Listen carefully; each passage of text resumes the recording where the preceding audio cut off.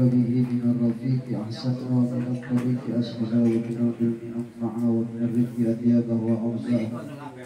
اللهم أخرجنا من ظلمات الوهم وأخرجنا من نور الأرض وافتح لنا أبواب العلم وزينا بالأخلاق الحسنة والخلق بنور يا أرحم الراحمين رب العالمين.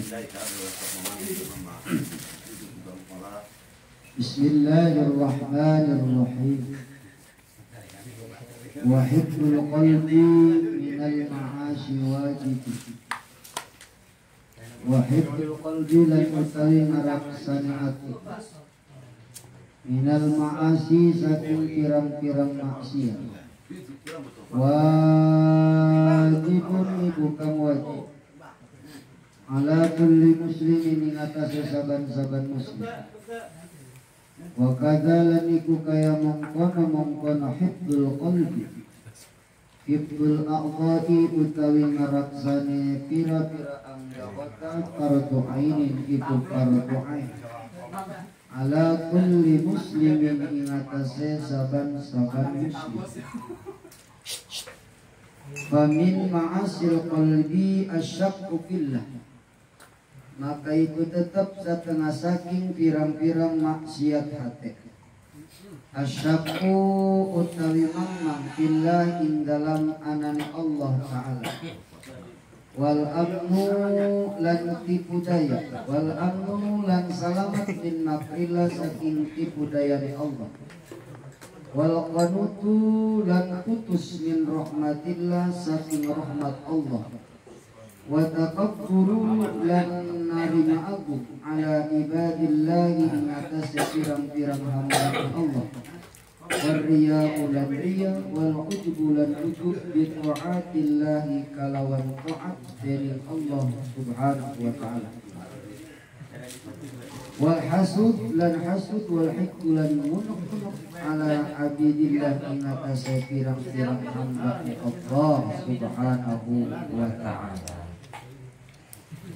Pada kesempatan malam yang mulia ini sekelumit kita akan membahas mengenai tentang urusan hati. Bahwasannya kita ketahui syariat yaitu ada 3: iman, Islam, ihsan. Iman termasuk syariat, Islam termasuk syariat, ihsan pun termasuk syariat. Iman berarti membahas tentang tauhid, Islam berarti membahas tentang fikih, ihsan berarti membahas tentang tasawuf. Maka tiga-tiganya ini namanya adalah syariat. Maka wajib bagi kita, wajib beriman, wajib berfikih, wajib bertasawuf. Maka tidak cukup seseorang hanya berfikih doang. Maka tidak cukup seseorang hanya beriman doang. Maka harus disertai dengan tasawuf. Yang mana tasawuf ini tujuannya adalah tasfiyatul qalbi, pembersihan jiwa. Pembersihan jiwa, pembersihan hati. Karena dianggap percuma oleh Imam Al-Ghazali ketika kita beribadah hanya fisik saja tapi hati tidak ikut beribadah kepada Allah Subhanahu wa ta'ala. Bahkan maksiat itu bukan hanya sekedar maksiat fisik, bahkan hati pun bisa tergolong maksiat kepada Allah Subhanahu wa ta'ala. Maka di sini dijelaskan wahidul qalbi minal ma'asi wajib.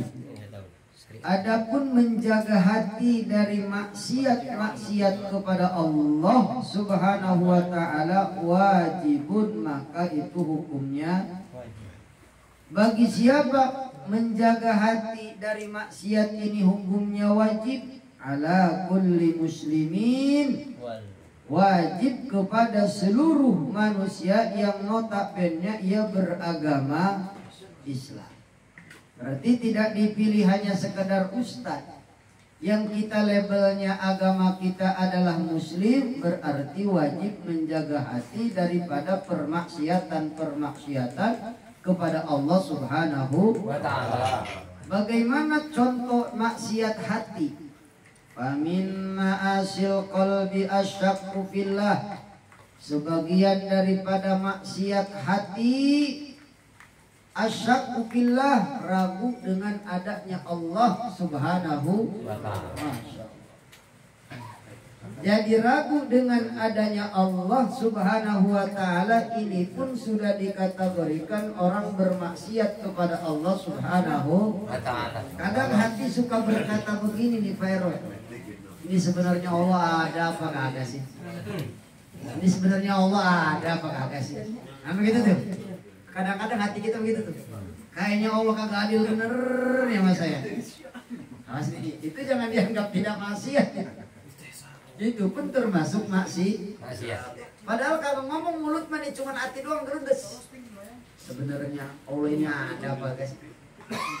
Berarti meragukan dengan adanya Allah Subhanahu wa ta'ala. Maka meragukan adanya Allah Subhanahu wa ta'ala, maka ini adalah termasuk sebagian daripada maksiat hati.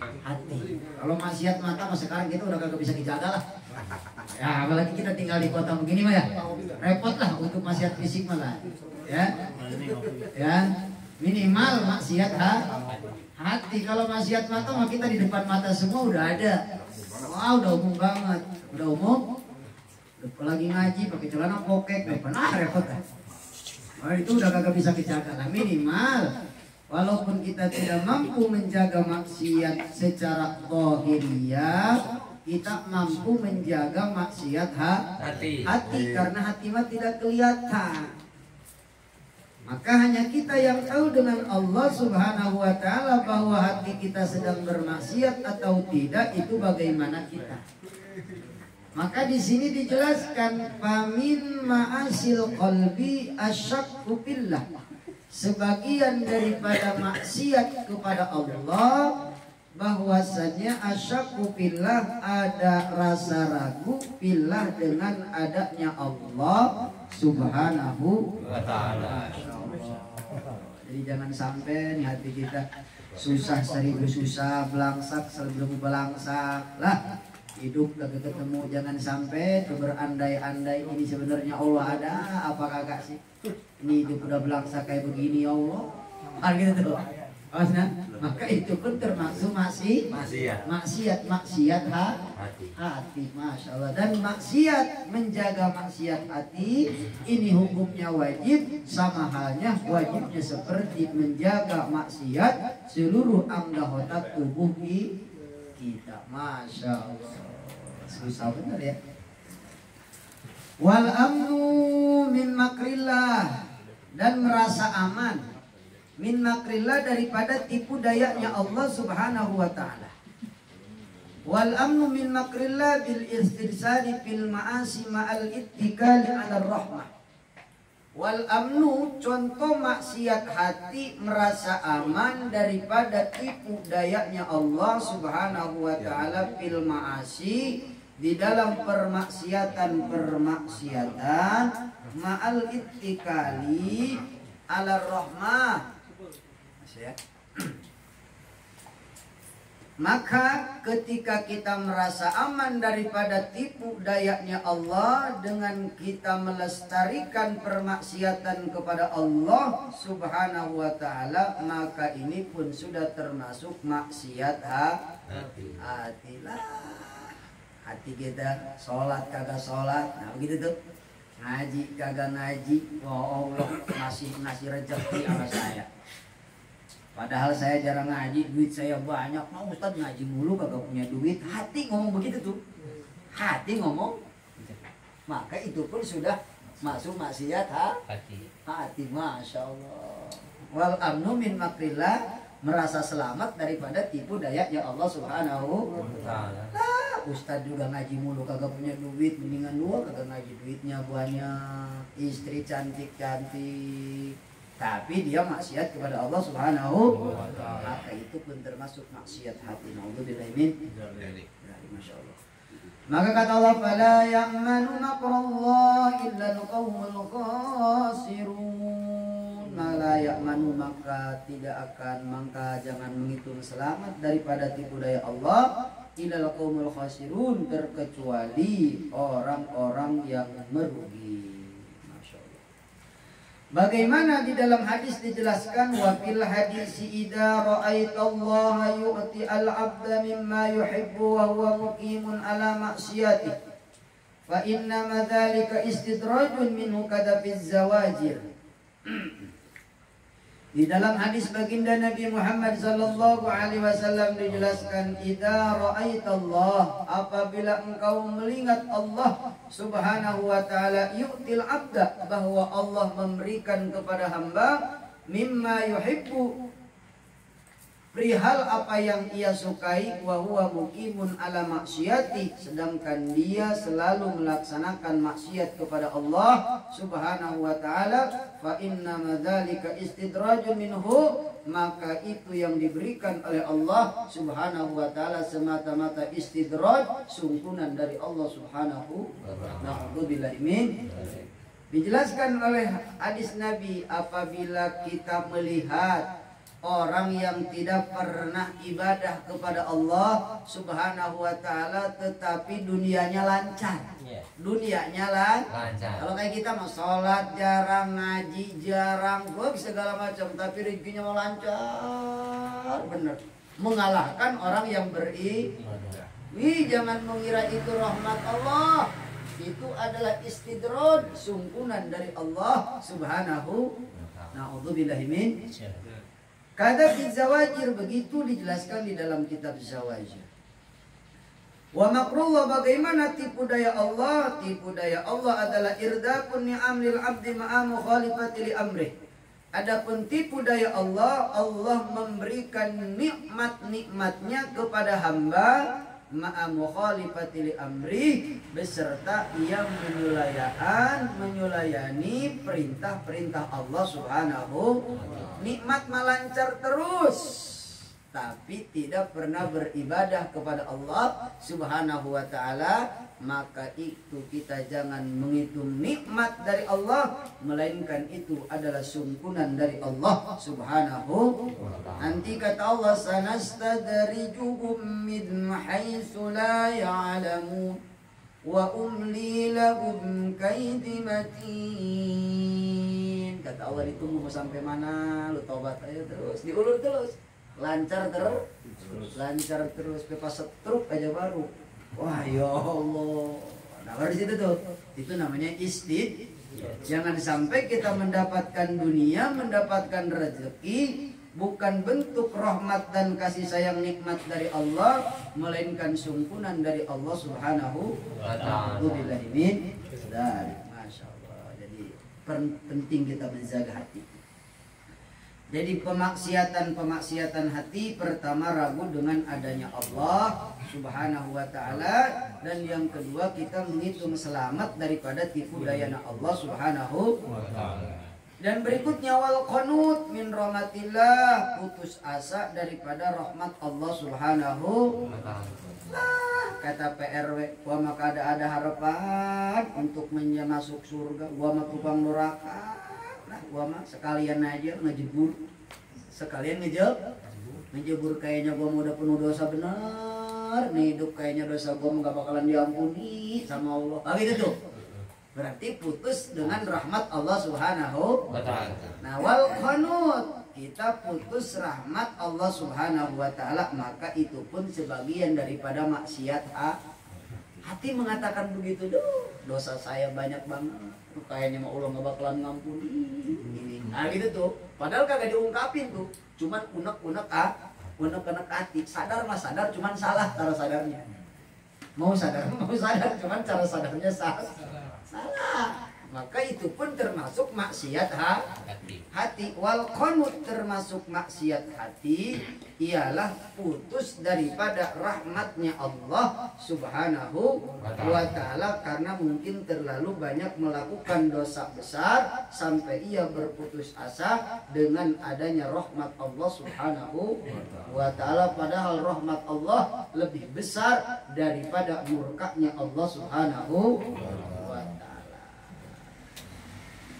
Padahal kata Allah, qul ya ibadiyalladzina asrafu ala anfusihim la taqnatu min rahmatillah innallaha yaghfiru dzunuba jami'an innahu huwal ghafurur rahim. Bagaimana kata Allah, qul katakan oleh Muhammad, ya ibadi, wahai hamba-hambaku. Masya Allah, dipanggil oleh Allah dengan kalimat hamba. Ya ibadi, wahai hamba-hambaku. Ini memanggil orang yang melakukan maksiat, masih tetap dipanggil ya ibadi.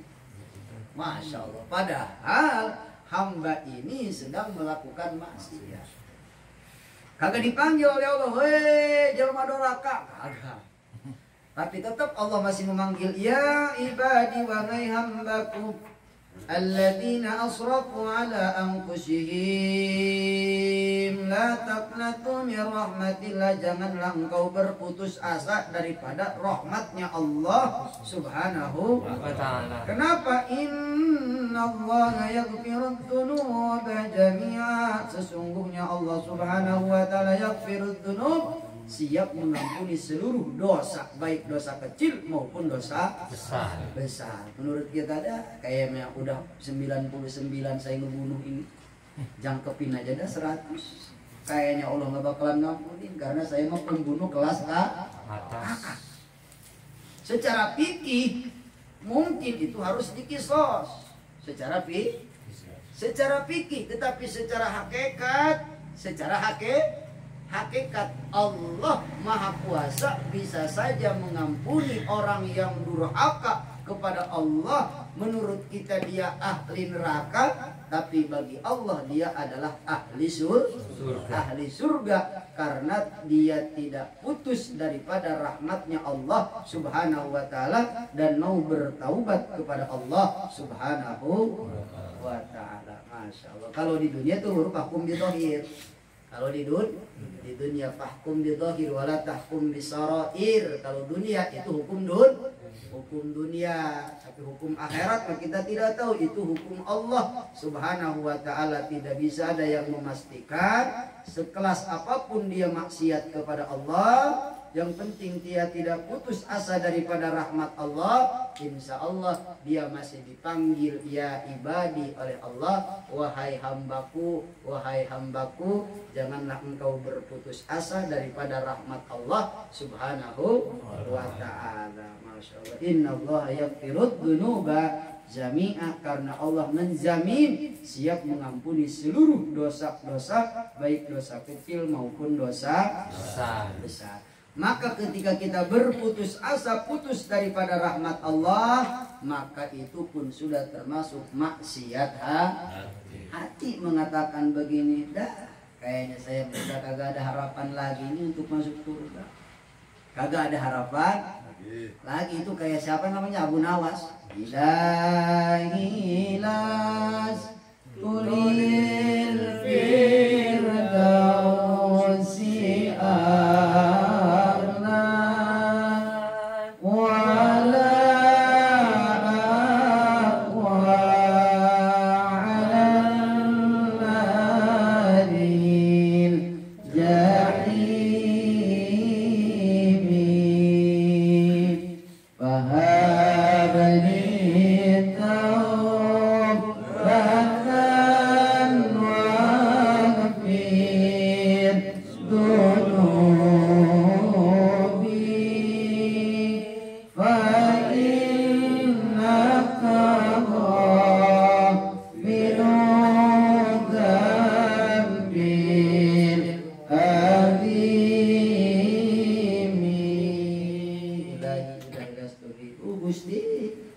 ulama emang tuh pantas menjadi penduduk ahli surga.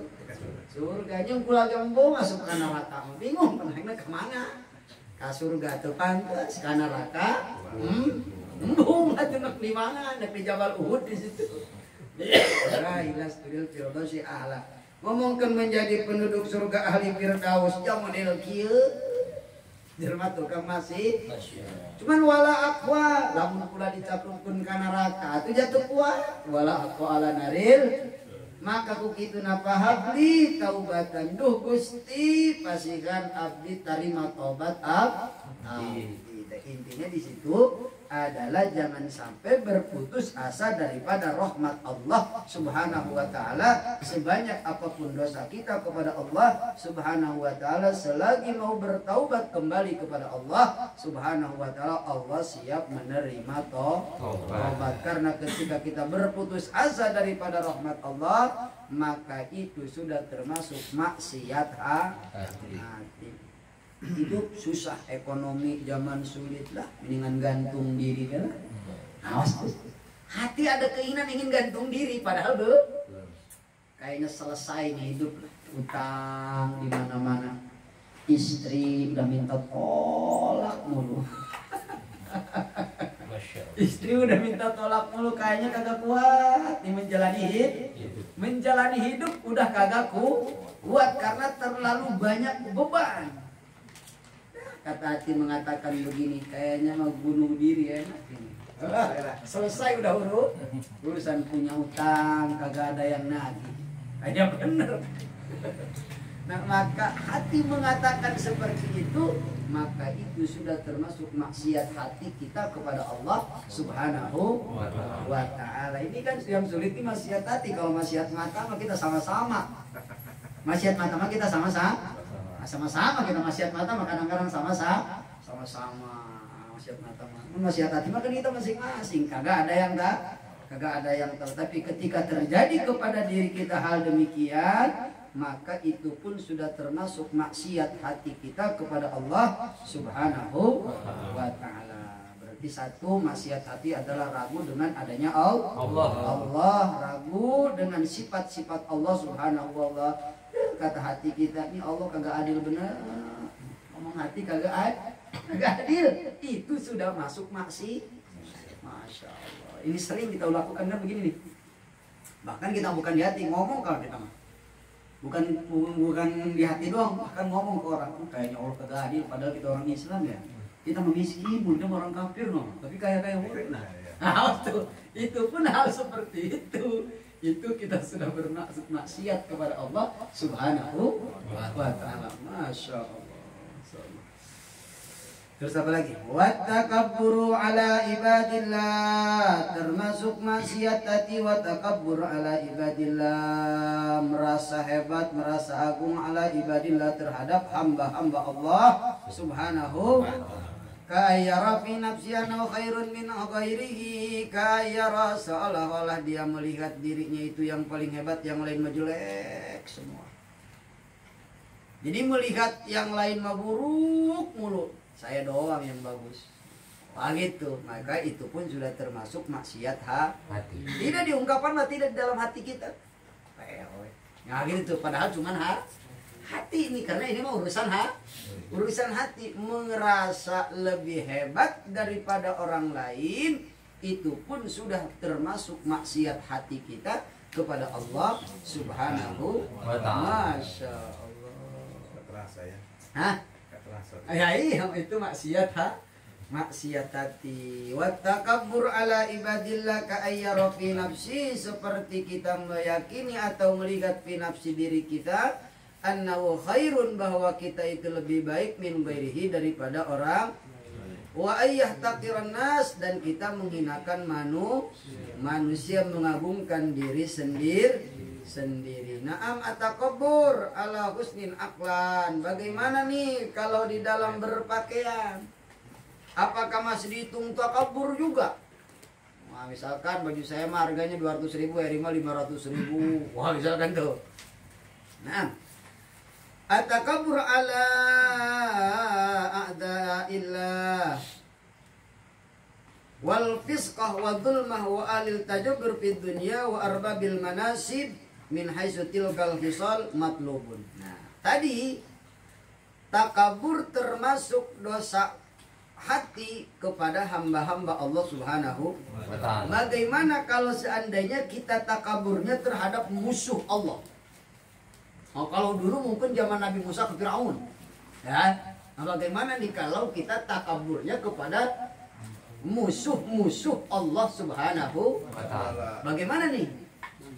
Maka at-takabbur ala a'da'illah wal wadulmah wa ahli tajbur fid dunya. Adapun takabur terhadap yang menjadi musuh-musuh Allah dan golongan-golongan orang fasik, wadulmah dan golongan orang-orang yang berbuat zalim, wa ahli tajbur fid dunya wa arbabul manasib, dan takabur terhadap orang yang mempunyai pangkat derajat yang tinggi, min haitsu tilkal hisal matlubun syar'an, maka itu mah diperintah. Kagak ada apa-apa gitu tuh. Itu kalau takabur kepada orang yang takabur, intinya begitu tuh. Jadi at-takabur litakai sadaqatun itu maksudnya mungkin. Ya. Jadi artinya mengisi takabur kepada hamba Allah ini yang emang benar-benar dia mah biasa-biasa saja, bukan musuh Allah, tidak menghinakan sama kita, tidak zalim, tidak fasik. Tetapi ketika kita takabur tapi tujuannya ingin mengangkat derajat martabat agama Allah, maka itu mah tidak dibilang takabur kepada Allah Subhanahu wa ta'ala. Ini ya. Hasanun aklan. Syara'an hasanun aklan. Fatajamul fil malabis wal maraqib wa ta'um la yusamma kibron. Bagaimana nih? Pak RW mobilnya Honda Jazz, gondrong mobilnya Ayla. Nah, misalkan lah. Oh, bagus, Pak? Bagus. Apakah itu dihitung takabur? Fatajamul fil malabis, adapun berginding. Berginding. Pak bagus-bagus, tahun orang Sunda mah. Fil malabis, di dalam berpakaian. Saya mah cuman pakai wadimor, Herik mah pakai BHS. Wah, misalkan begitu tuh. Fil malabis pakai wal marokib atau kendaraan. Saya mah cuman motor, Pak RW mah udah mobil, misalkan. Wat ta'um makanan, saya mah paling lauk asin, Pak RW mah udah ikan. Apakah masih bahkan begitu dinamakan takabur? La yusamma kibron, maka itu mah tidak dinamakan takabur karena takabur itu urusan hati. Walaupun Pak RW makannya daging ayam, saya ikan asin, tapi ketika hati gagahan gua dibanding RW mah, dia mah ayam juga dapat ngutang dia mah. Hati ada berkata begitu. Ya itu. Jadi ukuran dunia mah tidak jadi batasan takabur dan tidaknya manusia itu akan dikembalikan kepada hati sendiri. Walaupun kita tidak punya apa-apa, ya, tidak punya apa-apa, tapi merasa hebat dari yang punya mobil, merasa hebat dari yang sarungnya BHS, merasa hebat dari yang bajunya BHS. Oh, itu tuh orang yang takabur. Makanya si Abdul Qadir Jailani dulu kaya. Ya, si Abdul Qadir Jailani itu adalah kaya. Bahkan yang lain mah kendaraannya baru kuda, dia mau udah keledai. Menandakan bahwa dunia tidak menjadi urusan takabur dan tidak, tapi dunia bisa menjadi takabur itu kembali lagi kepada hati kita. Lumayan hidup lama-lama mobil berbugono doang. Nah, kalau merasa hebat baru. Tapi kalau urusan dunia, fatajamul fil malasib, ataupun berginding, memperindah fil malabis di dalam pakaian, wal marokib di dalam kendaraan-kendaraan, wa ta'um makanan-makanan, la yusamma khibrat, maka ini tidak dinamakan takabur. Masya Allah. Makanya tuh kiai-kiai kita, ulama-ulama kita jarang ada yang miskin. Mau uji turtus itu dunianya di mana-mana, mobilnya paling bagus mungkin. Kan begitu. Karena apa? Karena dunia tidak jadi ukuran takabur dan tidak, sekalipun kita tidak punya apa-apa tapi merasa paling hebat dibanding orang, itulah sejatinya orang yang takabur. Masya Allah, maka silakan punya dunia sebanyak-banyaknya, punya mobil sebagus-bagus, pakai baju yang bagus. Gua mah nggak mau pakai BHS, takut dianggap ria. Nah kalau ngomong gitu baru ria. Nah, gua mah kagak mau lah. Sholat pakai baju yang paling bagus, takut gua dianggap ria. Nah kalau udah ngomong gitu berarti ria. Artinya apa? Karena ibadah itu harus pakai yang lebih baik. Karena apa? Innallaha jamilun yuhibbul jamal. Karena sesungguhnya Allah itu maha indah dan cinta dengan keindahan. Keindahan itu sholat pakai baju anu robek. Kan gitu. Gua kagak mau lah yang bagus-bagus kan gitu. Pas nih. Jadi di sini anjuran ketika apapun itu kita mau pakai yang bagus. Ini mah peci ini sampai burun ganti-ganti. Yang disebut tasawuf. Yang disebut tasawuf.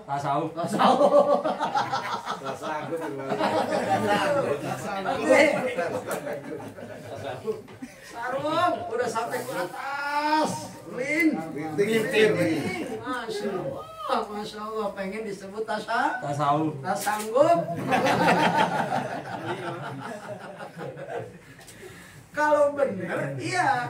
Kalau bener iya. Makanya tuh kenapa kiai-kiai yang sudah luar biasa, kadang dia menyembunyikan ketasawufannya itu dengan kemahiran dunia agar tidak diketahui oleh manusia, agar dilihat oleh secara kasat mata manusia, nih orang sombong secara kasat mata dunia. Masa si kiai mobilnya bagus-bagus mulu? Masa si kiai mobil rumahnya bagus-bagus? Secara kasat mata didohirkan biar dianggap jelek oleh manusia, tetapi dianggap bagus oleh Allah Subhanahu wa ta'ala. Masya Allah. Ya, nih kita jangan salah kaprah nih, jangan salah kaprah nih, ya. Jadi takabur kepada musuh-musuh Allah Subhanahu wa ta'ala. Jadi kalau kita anggap musuh, yang lain baru CRV, misalkan mobilnya, kita udah Alfa, nah, misalkan begitu tuh. Itu kalau urusan dunia. Karena takabur adalah urusan hati. Ini baru punya sepeda, takaburnya melebihi punya orang mobil. Nah itu baru itu hilang lagi. Hilang lagi. Ya. Jadi watakabur ala ibadillah, takabur terhadap hamba Allah seperti melihat dirinya lebih baik daripada orang lain dan menghinakan manusia. Baru itu dinamakan takabur. Tidak dinamakan takabur kita mobil bagus, pakaian bagus ketika beribadah, tapi tidak menghinakan kepada orang yang hina. Itu mah tidak dinamakan takabur. Kata baginda Nabi Muhammad sallallahu alaihi wasallam, bahkan sabda Nabi, ketika kita beribadah memakai pakaian yang bagus, dianjurkan, diperintahkan oleh baginda Nabi Muhammad sallallahu alaihi wasallam, karena kata Nabi,